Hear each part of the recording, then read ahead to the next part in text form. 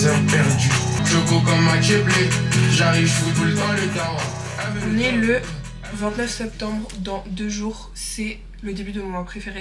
Faut que je réfléchisse un petit peu ce que je vais faire le 1er octobre. Parce que pour moi, le 1er octobre, il faut fêter un petit peu. On a 31 jours du meilleur mois de l'année, donc il faut pas en perdre une seule miette. À l'occasion de ce mois d'octobre 2025, je vais commencer Twin Peaks. Parce que comme je suis une fausse cinéphile, j'ai jamais regardé de ma vie. Du coup comme ça je pourrais vous dire ce que j'en ai pensé. Le programme d'aujourd'hui c'est que il faut que je continue mes lectures pour la thèse. En ce moment je suis en train de lire un livre d'un penseur autochtone canadien qui s'appelle Howard Adams et qui a écrit un livre d'histoire qui est aussi un petit peu autobiographique. Enfin en gros dedans il va parler de comment est-ce que ces morceaux de l'histoire ils ont eu un impact sur sa vie. Et c'est sur le système raciste et excluant du Canada pour les communautés autochtones. En gros il va venir prendre des récits des premiers colons qui sont arrivés sur le territoire avec des extraits de registres du Canada et son expérience personnelle pour expliquer comment est-ce que historiquement c'est institutionnalisé le racisme envers les communautés autochtones en l'occurrence au Canada. Pour le livre de Howard Adams du coup pour le moment j'ai lu 3 chapitres qui sont principalement sur l'économie, comment est-ce que le système économique actuel prend racine dans le système économique colonial, comment est-ce que se sont passés les premiers échanges économiques mercantiles entre les peuples des Premières Nations et les colons, et comment est-ce que ça affecte maintenant le monde du travail pour les personnes issues de communautés autochtones au Canada. Sinon à la rentrée je m'étais promis que j'allais plus écrire dans mon journal étant donné que j'en ai plusieurs au cours de 5 ans mais j'ai jamais réussi à prendre l'habitude d'écrire quotidiennement, et assez récemment je me suis dit que j'avais pas envie que mes archives ce soit que des archives digitales type photos, vidéos, même avoir des vlogs montés, même avoir des notes dans mon téléphone, et que j'avais vraiment envie d'avoir des archives très correctes, genre pas un petit point de temps en temps, une petite note de temps en temps, mais sur papier ou en tout cas quelque chose de physique. Du coup j'essaie vraiment de prendre l'habitude quotidienne d'écrire dans mon journal pour déjà améliorer mon écriture, enfin la calligraphie de mon écriture, de 2 améliorer mon style d'écriture, et de 3 juste prendre l'habitude de mettre en mots des pensées que j'ai dans ma tête, parce que en tant que personne qui vit seule, et je pense que c'est le cas pour beaucoup de gens qui vivent seuls, je suis en constant dialogue avec moi-même dans ma tête, je parle énormément dans ma tête. Je me dis que c'est un exercice assez important et intéressant à faire que d'écrire tous les jours, déjà pour stopper un peu ça, pour pas trop accumuler des pensées intrusives quotidiennes, aussi juste pour le garder quelque part parce que j'ai pas nécessairement envie de me poser tous les jours et faire une vidéo pour parler du sujet qu'il y a dans ma tête. Ça arrive par moment, mais je sais pas, je trouve que ça fait un petit tri, une petite curation de prendre l'habitude d'écrire dans un journal. Dans tous les cas je trouve que c'est une très bonne habitude. Je me suis dit que si pendant un mois j'écrivais tous les jours dans mon journal, je m'achèterais un stylo plume pour en guise de petite récompense, vous voyez. Je sais pas si vous allez bien voir, mais c'est grave une écriture de lycée. C'est pas très personnel, hein, c'est mes notes pour le mémoire, mais écriture, vous voyez, petite et arrondie. Et j'aimerais bien juste ne pas avoir 40 ans et écrire comme quelqu'un qui en a 16. Je vais essayer d'améliorer en tout cas un petit peu la calligraphie de mon écriture. Est-ce qu'on dit la calligraphie? Bon, le style, vous voyez quoi, la forme. Je pense que je vais profiter de cette sortie pour aller prendre un petit café et lire un peu dehors comme il fait beau. Et ce soir vers 19 h, on va rejoindre mon ami Pinoc dans l'atelier dans lequel il est en ce moment, parce que il y a 3 jours, vendredi dernier, il a fait une performance et j'aimerais bien qu'on fasse des entretiens par rapport à cette performance et par rapport à une performance qu'il faisait l'année dernière, parce que une fois de plus, toujours en rapport avec ce que je vous ai dit tout à l'heure, mais c'est très important. En fait, je sais pas, j'ai l'impression que j'ai percuté récemment qu'on avait de plus en plus d'archives, enfin on a tous beaucoup d'archives, tous les gens qui ont mon âge à peu près, on a beaucoup d'archives parce qu'on a des téléphones et que on peut filmer, genre même dans des applications on peut filmer, on n'est même pas obligé d'être dans l'application de photos. Mais du coup on a beaucoup d'archives électroniques, mais juste à quel point est-ce qu'on a des archives physiques?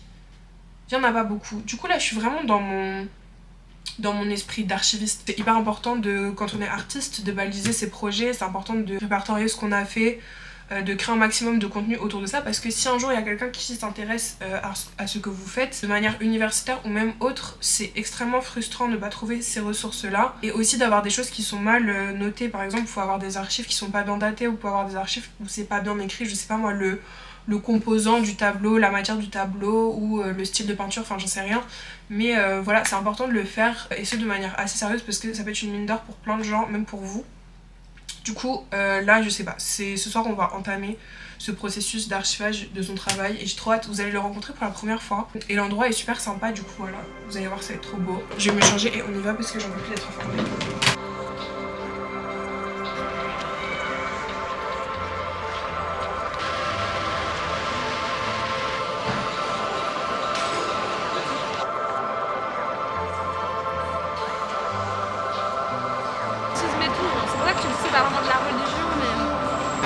c'est après du coup que j'ai trouvé un resto. Et quand on était au resto, après je leur ai proposé toutes les activités que j'avais trouvées. Il vient de m'arriver la bénédiction de quand t'as pas envie de sortir et que ton pote te dit que on annule le rendez-vous. Amen. Du coup là ça veut dire que j'ai tranquille le temps de me faire à manger, de faire des meal prep pour la semaine. À chaque fois je dis que je vais faire des meal prep, au final ma meal prep c'est genre quand je cuisine trop la veille pour le lendemain. Donc là, est-ce qu'on se brancherait pas un petit peu ce soir? Seul l'avenir pourra nous le dire. Tu es trop mignon, c'est toi la vraie star de cette chaîne. Quand il est son corps en entier comme ça. Bon, vous remarquerez, il est un petit peu en surpoids, mais il mange juste bien mon bébé.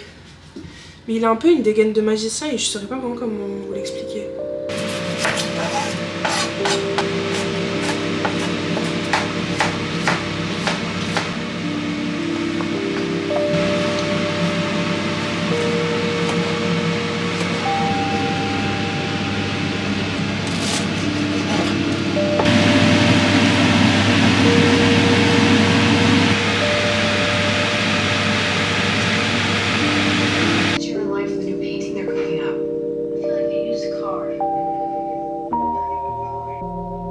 Je l'ai dit tout à l'heure, mais je suis allée dans une vieille papeterie de Paris. Enfin, vieille, elle date de 1975 ans. Mais je sais que ça fait hyper longtemps qu'ils sont là et je sais pas, je trouve que c'est mieux d'aller à la papeterie. C'est comme aller à la librairie, c'est mieux d'aller à la librairie que d'aller à la Fnac. Bah, c'est mieux d'aller à la papeterie que d'aller. Je sais pas, on achète le à Bureau Vallée, disons. Ça s'appelle l'écritoire, c'est dans le Marais. Et j'ai pris du coup un stylo à encre et deux petites fioles d'encre de couleurs différentes. Je sais pas si on va bien voir. Il est tout petit comme ça. Et après, il faut le dévisser et le mettre comme ça. Et après, ça fait un grand stylo. Enfin, c'est plus grand pour écrire, genre plus pratique pour écrire. Et il prend 0 place. Il est tout petit. On dirait c'est plus petit qu'un crayon à lèvres. J'ai pris une encre noire. Dessus, c'est un petit chat noir trop mignon. C'est tellement mon fils. Et avec, j'ai pris aussi une encre. Bon, là, il y a écrit prune, mais c'est un peu un bordeaux foncé.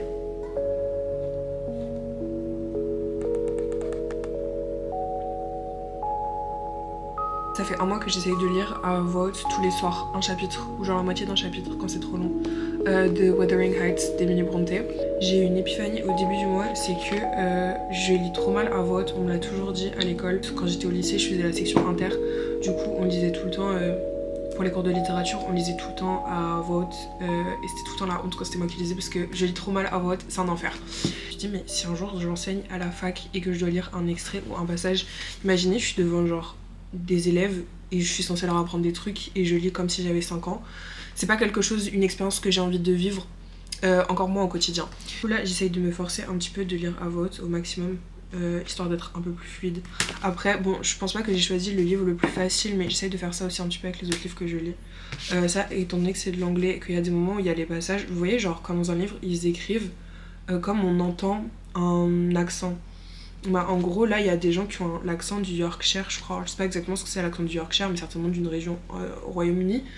Et du coup, c'est écrit comme ça se prononce, mais c'est pas écrit genre comme en anglais qu'on a l'habitude de lire. Enfin bon, bref. Donc du coup, par moment, c'est pas la lecture la plus facile pour faire ça, mais j'espère vraiment que d'ici le mois de décembre, j'aurai des capacités de lecture à voix haute qui sont à peu près convenables pour quelqu'un qui va avoir 23 ans d'ici quelques jours. Sinon le livre est trop bien, je vous le recommande à 100%, je trouve que c'est grave une lecture d'automne. Je sais pas s'il y a des traductions qui sont recommandées, enfin genre des traductions qui sont pas mal en français pour ceux qui veulent pas lire en anglais.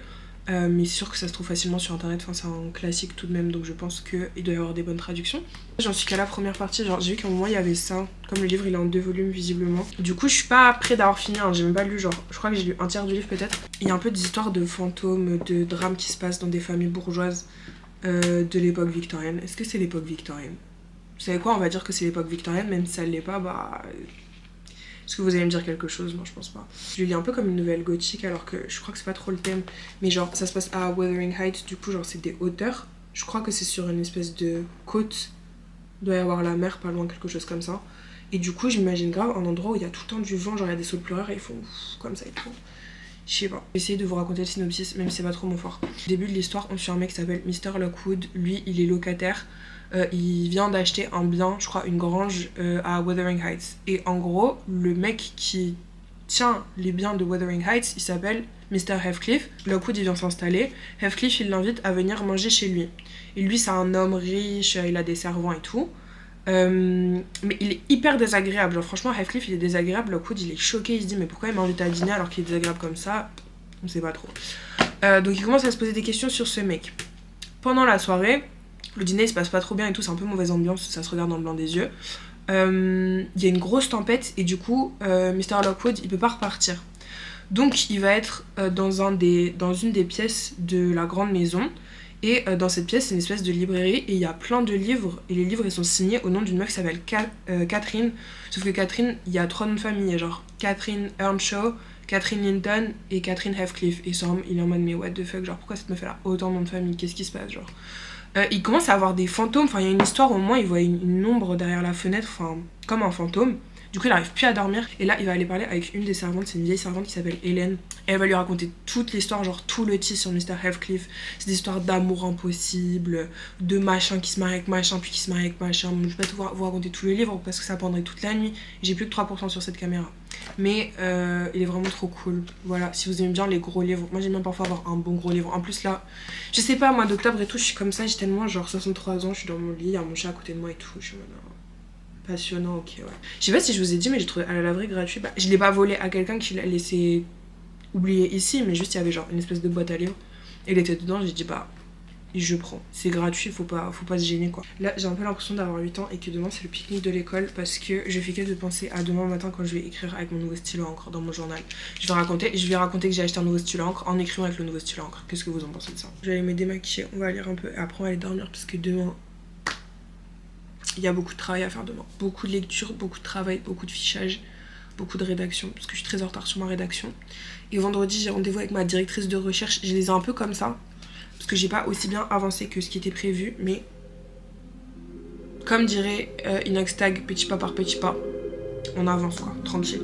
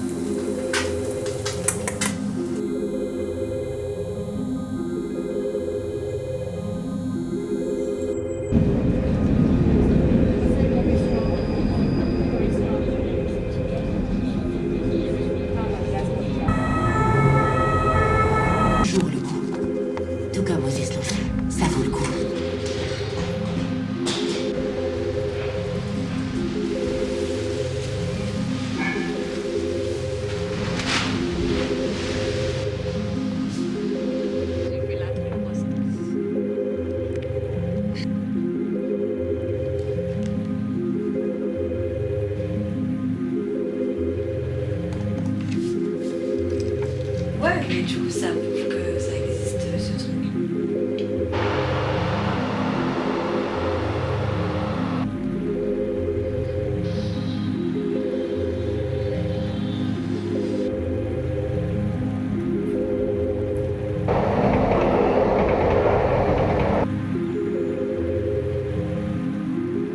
Je voulais mettre mon meilleur temps sur 5 km, mais j'ai pas réussi. Est-ce que pour décongeler un truc, je peux mettre air fryer? Ce matin, je suis allée au cinéma pour aller voir le film de Jafar Panahi. C'est la Palme d'Or de cette année. Ça s'appelle Un simple accident. Et vraiment y aller le matin parce que je déteste aller à des séances où il y a du monde. Et comme c'est la Palme d'Or, je me suis dit qu'il allait y avoir énormément de monde dans les jours à venir en soirée. Là, je suis allée au cinéma à 10h, c'était trop bien. On était 5 pauvres pèlerins dans la salle. Je recommande. Sinon, cet après-midi, je suis allée travailler chez Naila parce que j'ai rendez-vous avec ma directrice de recherche vendredi. Et il faut que j'ai préparé un petit peu mon rendez-vous avant d'y aller. Je pense que je vous l'ai jamais dit, mais je travaille sur les films de couvent avec un corpus de films des années 70. Il y a un film de Jacques Rivette, un film d'un réalisateur polonais qui s'appelle Valerian Borowicz et un film d'un réalisateur japonais qui s'appelle Norifumi Suzuki. Les films de Borowicz et Suzuki, je vais pas vous les recommander parce que c'est des films Je sais pas si j'ai le droit de dire le mot sur YouTube. Initialement je comptais pas travailler sur ces films là, c'est juste que la manière dont j'ai articulé mon sujet, au final ils sont ressortis comme des films importants pour que je puisse aller dans la direction vers laquelle je voulais aller. Dans mon mémoire je m'intéresse particulièrement à l'absence de sacré dans ces films qui sont des films à thématique religieuse. On sait que le cinéma a à de nombreuses reprises traité de la religion, d'une forme de transcendance, en bref, de manière plus globale de la question du sacré.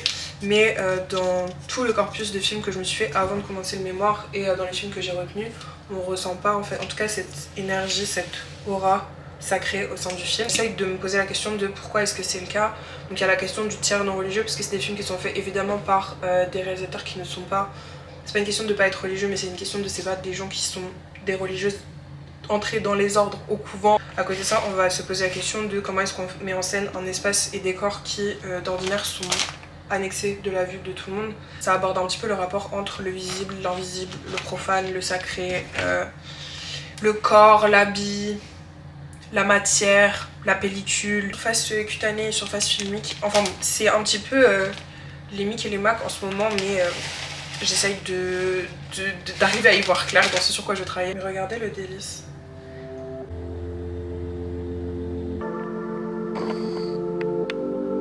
Highway 2 near Lewis Fork. That was tuna fish sandwich on whole wheat, slice of cherry pie, and a cup of coffee. Damn good food. Diane, if you ever get up this way, that cherry pie is worth a stop.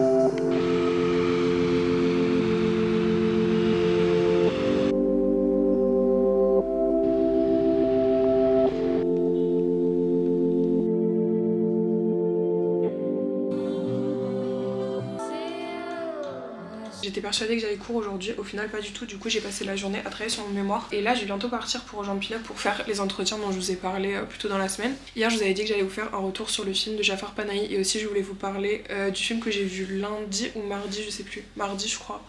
Qui est un film d'Isidore Izou qui s'appelle Traité de bave et d'éternité. Mais j'ai commencé par celui de Panahi parce que celui que j'ai vu hier, du coup c'était Un simple accident et c'est la Palme d'Or de cette année. C'est un film iranien qui se passe sur 2 jours je crois, 2 ou 3 jours, dans lequel le protagoniste est persuadé d'avoir retrouvé son tortionnaire, quelqu'un qui lorsqu'il était emprisonné pour je sais pas, complot contre le régime ou atteinte au régime, propagande contre le régime, donc cet homme là il a été emprisonné et torturé pendant le temps de son emprisonnement par un homme dont on reconnaît particulièrement le bruit des pas étant donné qu'il a une prothèse à la jambe.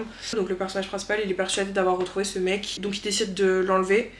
Au départ il veut le tuer mais comme il a un petit doute il va essayer de comprendre si c'est lui ou si c'est pas lui. Il va aller interagir avec d'autres personnes qui étaient emprisonnées en même temps que lui pour savoir qu'est-ce qu'on fait de ce mec là, est-ce que c'est vraiment le tortionnaire ou est-ce que ce n'est pas le tortionnaire. Bon, je vous avoue que je suis pas particulièrement emballée par le film, moi j'ai trouvé très scolaire même si je déteste utiliser ce mot pour qualifier un film parce que ça a pas nécessairement tout le temps du sens, mais là en l'occurrence j'entends scolaire parce que ça me semble être un bon cas d'étude pour certains éléments de mise en scène nécessairement pour apprendre ou comprendre leur chant, les enjeux de leur chant. J'ai l'impression d'être très prise par la main tout au long du film et ça je déteste. Je trouve qu'on est très orienté. Il y a beaucoup de choses qui sont dites, c'est très peu construit autour. Enfin c'est étonnant parce qu'il y a quand même des éléments de mise en scène qui reposent sur leur chant, mais en même temps je trouve que tout est très verbal, très dialogué, très dit. J'ai un peu de mal avec ça, je trouve qu'on n'a pas nécessairement besoin de faire toute une longue tirade pour qu'on puisse comprendre ce qui se passe dans la tête des personnages ou ce qui s'est passé dans un passé qui n'est pas montré, dans le souvenir, dans la mémoire. Je pense pas que ce soit très utile de détailler, de tout raconter, etc. Ça a parfois la même lourdeur que le flashback, donc je suis pas vraiment fan. Après je trouve pas que ce soit un mauvais film, c'est juste que je suis pas nécessairement emballée et je sais aussi que c'est un peu dur, enfin je vous ai pas trop critiqué quand je suis sortie parce que je sais que Jafar Panahi il a été enfermé, en tout cas il a vécu la situation que le protagoniste a vécu dans le film. Du coup je trouve que c'est hyper dur de pas être sensible ou de venir critiquer et parler que de la forme et de la mise en image de l'articulation du film alors que c'est un récit qui s'imprègne dans son histoire réelle. Je pense évidemment qu'il mérite d'être vu mais voilà, moi ça m'a pas non plus transcendé, ça reste un bon film. Sinon à l'inverse mardi je suis allée voir Traité de bave et d'éternité d'Isidore Izou à l'Archipel. C'est un film expérimental plus particulièrement du mouvement lettriste, enfin en tout cas je crois que c'est genre le film manifeste du mouvement lettriste. Et le mouvement lettriste, bon après je vous avoue je suis pas une experte non plus, mais par exemple dans la poésie, le lettrisme si j'ai bien compris c'est quand au lieu d'utiliser des mots on va venir utiliser des sonorités et des onomatopées et du coup le son il prend le pas sur le verbe, c'est plus tant une question de mots que de phonétique. Et dans le cinéma selon Isidore Izou ça se traduirait par du coup une rupture ou une disjonction entre l'image et le son. Et du coup le film il dure 2 heures et dans ces 2 heures là il va y avoir une première partie où il fait son manifeste, enfin il parle de son manifeste, il parle de sa vision du cinéma à travers la voix d'un protagoniste qui s'appelle Daniel. Et donc ça c'est en bande son et pendant ce temps là on voit le protagoniste du coup qui marche dans Paris, on voit des plans de Paris, des plans sur les rues, des plans sur quelqu'un, peut-être que c'est lui qui monte un film je crois, enfin j'ai l'impression que c'est ça qu'il fait sur les images, il monte comme on montait à l'ancienne les bobines. Et après il y a une autre partie qui est un peu plus longue où ça va être plusieurs intrigues autour de la vie de Daniel, particulièrement de ses relations. Et le tout est un peu entrecoupé de cartons où il va y avoir des appels directs, enfin du discours direct qui sont portés vers les spectateurs. Et ça pour le coup ça m'a beaucoup plus stimulée. Après ça n'a rien à voir avec le film de Panay, juste comme je l'ai vu à quelques heures d'intervalle, j'ai un peu plus de comparaison sur ma réception en tant que spectatrice. Mais et même le film d'Izu, je sais pas encore comment est-ce que j'ai pas encore un avis tranché dessus parce que c'était assez ça allait un petit peu dans tous les sens, il y avait beaucoup de matière, donc je sais même pas encore ce que j'en pense tout à fait. Mais voilà, c'était très stimulant, c'était une séance très très lourde, beaucoup de contenu, beaucoup de paroles, beaucoup de sons, beaucoup d'images. Tout le film, il y avait une part de moi qui était absolument offusquée par ce que j'entendais parce qu'il y avait tellement de remarques misogynes mais sans raison, genre vraiment il n'y a pas de raison particulière. Après j'ai l'impression que le personnage en joue un petit peu aussi, mais est-ce vraiment nécessaire? Je ne pense pas. Et en même temps le film il était tellement pédant, enfin prétentieux tout du long. Il y a une part de moi qui adorait parce que c'était marrant, enfin il y a des choses c'était vraiment marrant, c'était absolument brillant, c'était très bien formulé, c'était très bien écrit, c'était très bien déclamé. Habituellement j'ai la place pour apprécier pleinement ces choses là, mais en même temps il y avait énormément de discours misogynes mais pour pas un sou. Genre on comprenait pas pourquoi, quel était l'intérêt derrière, pourquoi est-ce qu'on allait glisser vers ces eaux-là, je sais pas nécessairement pourquoi. Moi-même, au départ je me suis dit peut-être c'est moi qui suis folle, c'est moi qui entends mal, ou peut-être que c'est moi qui comprends pas le ton, tu vois, peut-être que c'est une blague, peut-être qu'on pointe du doigt, qu'on critique. J'en ai pas l'impression. Au final c'est pas du tout le cas, c'est juste misogyne, point. Donc beaucoup de choses dans ce film, parfois déplaisantes, parfois très plaisantes, je ne saurais me positionner encore pour le moment. Vous savez, pour moi, ça c'est les films auxquels tu mets un cœur sur Letterboxd et tu y réfléchiras après quoi. Du coup voilà, je me suis dit que j'avais beaucoup de films tristes à rattraper. Il y en a un que j'ai trouvé sur YouTube qui est hyper facilement trouvable qui s'appelle Le film a déjà commencé de Maurice Lemaître. Si vous voulez je pourrais vous le mettre en barre d'infos. Aussi je pense que je vais mettre le lien vers une playlist où dedans j'ai plein de films. Généralement c'est des courts-métrages qui sont sur YouTube enregistrés. La majorité c'est des films de courts-métrages d'animation soviétique parce que j'adore ça. Écoutez, c'est mon petit plaisir personnel. Pourquoi est-ce que je travaille pas sur ça? Je ne sais pas. Je ne sais pas, mais en tout cas j'ai une full playlist YouTube, il y a même dedans genre des entretiens, des trucs comme ça, en rapport avec le cinéma. Donc si vous voulez je vous mets en barre d'infos et je vous invite à aller regarder les trucs qu'il y a dessus parce que c'est absolument génial qu'on puisse y avoir accès gratuitement. Je suis d'humeur très bavarde dans l'instant, mais il faut que je parte pour aller rejoindre Pinoc. Donc on va prendre nos affaires, on va se casser et là j'ai tout un tas, un sac, une sacoche, une hotte de matériel à porter. Jusqu'à Bagnolet ça va être compliqué. Hein. Je suis très mignonne. Tu dis bonjour? Ça fait bientôt 2 ans qu'on se fréquente. Le 14 octobre, ça fait 2 ans qu'on se connaît. Et oui mon fils, allez hop!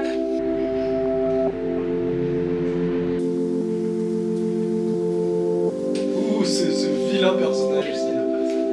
Tout personnage. Ça c'est toi. Ah oui, là je ressemble à ça. Quoique oui, la copie est pas trop bien faite. Comment j'en suis arrivé à faire du shadowboxing? Parce que en gros c'était ça les performances.